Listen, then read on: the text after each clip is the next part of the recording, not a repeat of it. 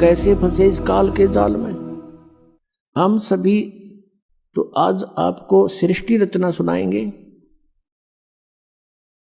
जैसे आज सुबह का सत्संग था, भजन करो उस रबदा जो दाता है कुल सबदा। अब वो दाता कुल सबका जो दाता है, सबका पालनहार है, वो परमात्मा है कौन? अब उसकी जानकारी आपको होनी चाहिए। जब तक आप सृष्टि रचना से परिचित नहीं होगे, तब तक आप किसी भी सदग्रंथ को और परमेश्वर कबीर जी की वाणी को या परमात्मा परिचित जितने संत हैं उनकी अमर वाणी को आप नहीं समझ सकते, उसका अनर्थ ही कर सकते हैं। तो आप जी को परमात्मा की उस मास्टर की का ज्ञान कराते हैं। मास्टर की माने मुख्य चाबी। सृष्टि रचना परमात्मा को पहचानने की एक मास्टर की है। आज से 600 वर्ष पहले परमात्मा आए थे और उस समय ये ज्ञान प्रदान किया करते थे, उच्चारण किया करते थे, अपनी अमृतवाणी से बोलते थे, जो आदरणीय धर्मदास जी ने लिपिबद्ध किया था, लिखा था। और वो लिखा हुआ आज हमारे पास पवित्र कबीर सागर जी के अंदर, पवित्र कबीर जी की साखियों में, पवित्र शब्दावलियों में हमारे पास उपलब्ध है, और पवित्र कबीर बीजक में। वैसे कबीर बीजक कबीर सागर से ही निकसित एक अलग से ग्रंथ उन्होंने वाणी छांट कर बना ली। तो वो परमात्मा ने स्वयं आकर के ज्ञान दिया था। और उस समय परमेश्वर स्वयं कहा करते थे कि तुम जिन प्रभुओं की पूजा कर रहे हो, श्री ब्रह्मा रजगुण, श्री विष्णु सतगुण और श्री शिव जी तमगुण, ये नासवान हैं, इनकी जन्म मृत्यु होती है। ये समर्थ परमात्मा नहीं है, ये केवल आपको अपना किया कर्म ही दे सकते हैं, उसमें कोई परिवर्तन ये प्रभु नहीं कर सकते। इनका भी विनाश होगा और इनके आश्रित प्राणी भी विनाश को प्राप्त होंगे। तो ये पूर्ण मोक्ष नहीं हुआ। और गीता जी अध्याय नंबर 15 के श्लोक 16 में 2 पुरुष बताए हैं। सरपुरुष ये ब्रह्म है, इसको सरब्रह्म भी कहते हैं, काल रूपी ब्रह्म भी इसी को कहते हैं। और अक्षर पुरुष ये परब्रह्म कहलाता है। ये दोनों पुरुष नाशवान है, दोनों भगवान नाशवान है प्रभु। और इनके अंतर्गत जितने प्राणी हैं वो भी नाशवान है। केवल आत्मा तो किसी की भी नहीं मरती, कुत्ते की भी नहीं मरती। गीता जी अध्याय नंबर 15 के श्लोक 17 में तुरंत कहा कि उत्तम पुरुष है तू अन्य परमात्मा इति उदाहरते। वो श्रेष्ठ परमात्मा वास्तव में भगवान तो कोई और है जिसे परमात्मा कहते हैं। जो परमात्मा कहलाता है और वो ही तीनों लोकों में प्रवेश करके सबका धारण पोषण करता है, वो अविनाशी परमेश्वर है। तो उस समय इन नकली गुरुओं ने, नकली ब्राह्मणों ने, ब्राह्मण का अर्थ यहां पर कोई जाति विशेष से नहीं है। पुण्यात्मा, ब्राह्मण सोए जो ब्रह्म पछाणे और पंडित सोए जो पिंड की जाने। जैसे पहले कोई वैद्य होता था, बहुत ही अच्छा वैद्य था, नब्ज नाड़ी देख करके रोग जान लेता था, अच्छी औषधि देता था, रोगी स्वस्थ हो जाता था। धीरे धीरे उसकी प्रसिद्धि फैल गई, उसके 1-2 पीढ़ी तक भी वैद्यगाई करते रहे। उसके बाद उनके अनुयायी जो है वैद्य का काम करना छोड़कर अन्य कार्य करते हैं, तो भी वे अपने साथ में वैद्य लिखते हैं। जैसे राज सिंह वैद्य, और वो दुकान खोल रहा है परचून की। धर्म सिंह वैद्य वेल्डिंग सेट ले रहा है और वो भी वैद्य लिख रहा है। एक टायर पंचर लगा रहा है वो भी लिख रहा है कृपाराम वैद, जबकि उनके पूर्वज तो वैद थे। अब वो वैद नहीं है, वो केवल सरनाम बना लिया उन्होंने, सरनेम। ऐसे ही जो ब्राह्मण पंडित अब वर्तमान के हैं, ये ब्राह्मण नहीं है तो सिर्फ उस वैद लिखन लागे शर्मा और पंडित, ये वो पंडित ब्राह्मण नहीं है। ये क्रिया करते हैं, कोई खेती करता है तो ब्राह्मण वो भी लिखता है, किसी ने कोई और दुकान खोल रखी है वो भी पंडित जी लिखता है। तो ये पंडित नहीं है, वो तो उस वैद वाली परंपरा से लिखन लाग गए। मेरे पूज्य गुरुदेव जी इस ब्राह्मण परंपरा से संबंध रखते थे। संसारिक शब्दों में कहें कि वो ब्राह्मण थे, पंडित थे। गांव पैंतावास बड़ा, जिला भिवानी, भिवानी से दादरी रोड के ऊपर, दादरी से 10 किलोमीटर पहले जाते समय, भिवानी से जाते समय राइट हैंड को एक बड़ा पैंतावास गांव है, सड़क से भी 1-1.5 किलोमीटर अंदर की ओर, मेन रोड से। तो वहां मेरे पूज्य गुरुदेव जी का जन्म हुआ। वो 16 वर्ष की आयु में घर त्याग कर परमात्मा प्राप्ति के लिए घर छोड़कर चले गए थे। आगे उनको कबीरपंथी संत मिल गए, और मेरे जो दादा गुरुजी थे, यानी मेरे पूज्य गुरुदेव जी के पूज्य गुरुदेव, वो गांव छावला दिल्ली में, गांव छावला के जाट थे, और उन्होंने काशी विद्यापीठ से शिक्षा ग्रहण कर ली। वो भी घर छोड़कर चले गए थे 15-16 साल की आयु में। उनके गुरुदेव ने, हमारे दादा गुरुदेव के गुरुजी ने उनको शिक्षित करा दिया था। वो 4 विषय के आचार्य हो गए थे, और वो जाट होते हुए अपनी जो पदवी लिखते थे, अपनी डिग्री लिखते थे, पंडित चिदानंद। आज उनका आश्रम है डिस्ट्रिक्ट सोनीपत, खरखोदा के पास एक गोपालपुर गांव है। गोपालपुर गांव में मेरे पूज्य गुरुदेव के गुरुदेव यानी हमारे दादा गुरुजी का आश्रम है।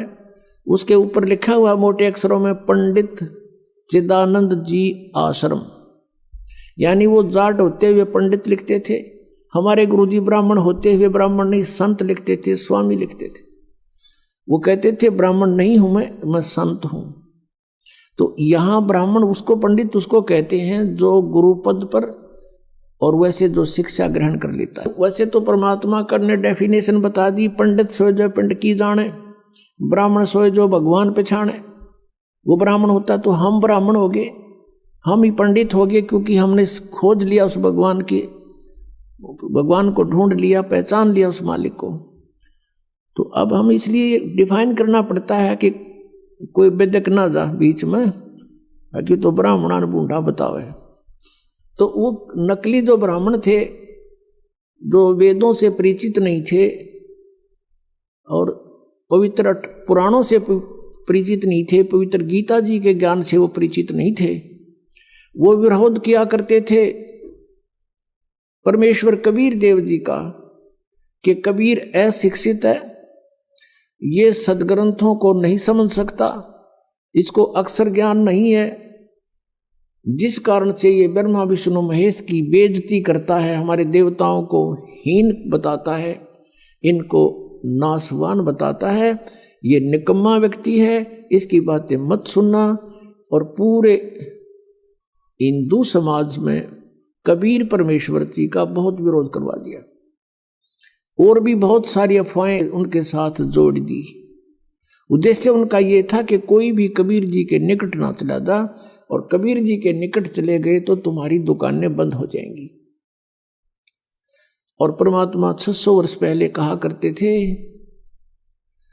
धर्मदास ये जग बोराना, कोई न जाने पद निर्वाणा, यही कारण मैं कथा पसारा, सबसे कहिए एक राम नियारा।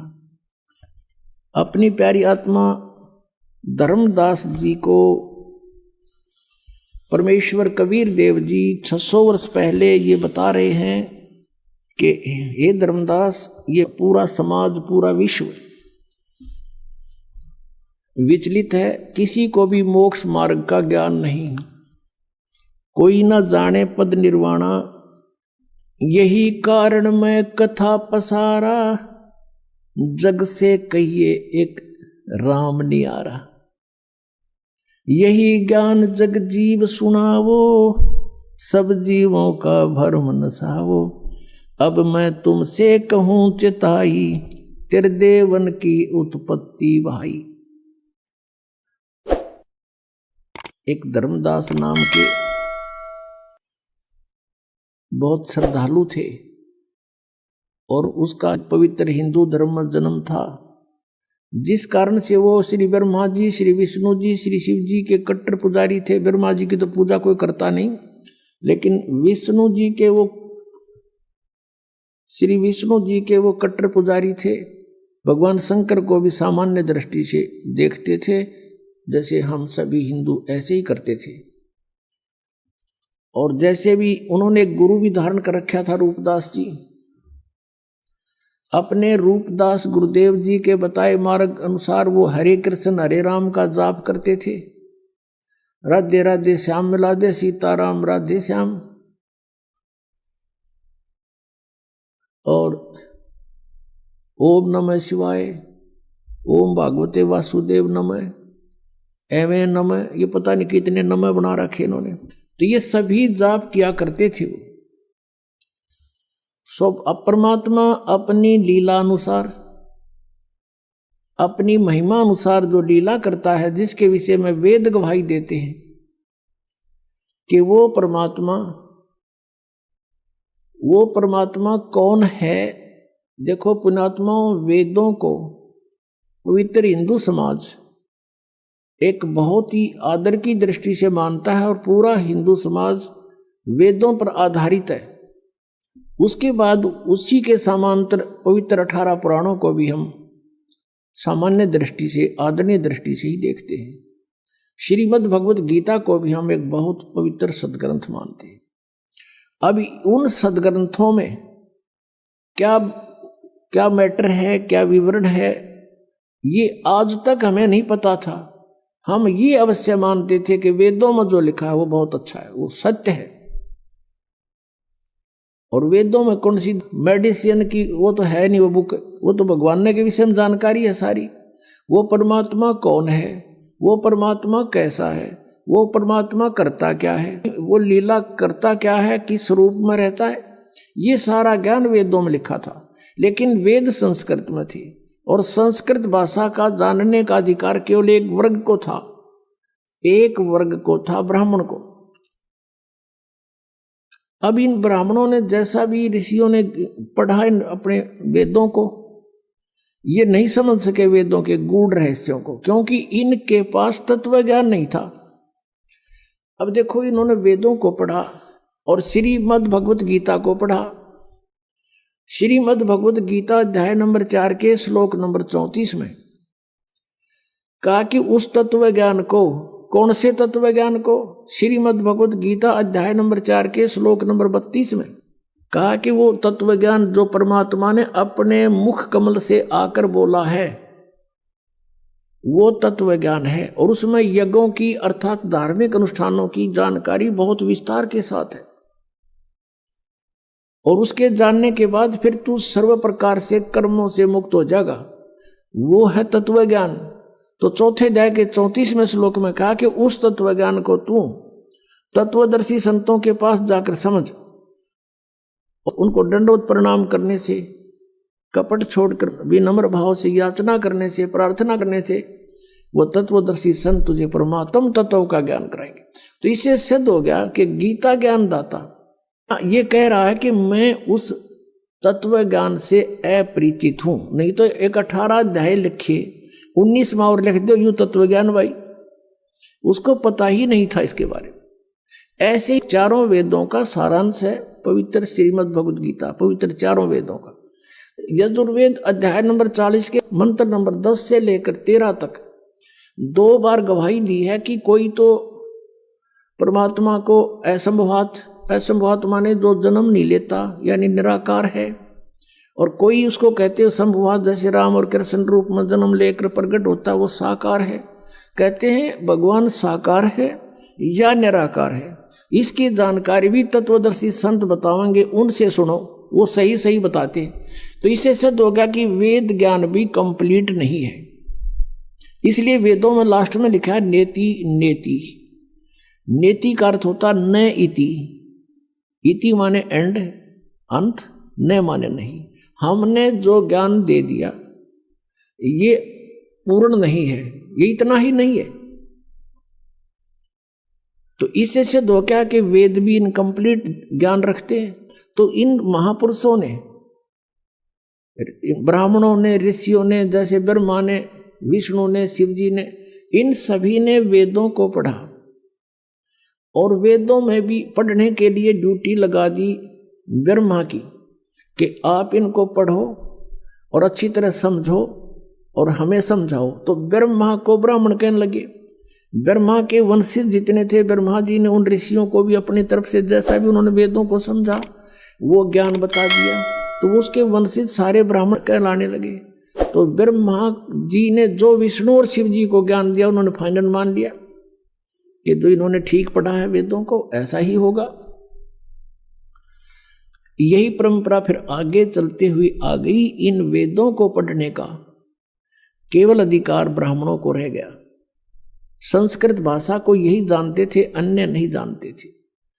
अभी कुछ समय पहले भी अपने भारतवर्ष में संस्कृत पढ़ने का अधिकार केवल ब्राह्मणों को था, अन्य जाति का ब्राह्मण नहीं, कोई भी व्यक्ति संस्कृत नहीं पढ़ सकता था।